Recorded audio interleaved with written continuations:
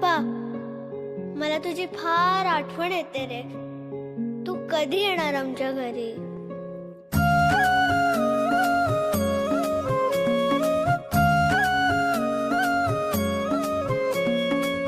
देवा तुझ्याच साठी उघडून दार, वाट पाहून झाली फार.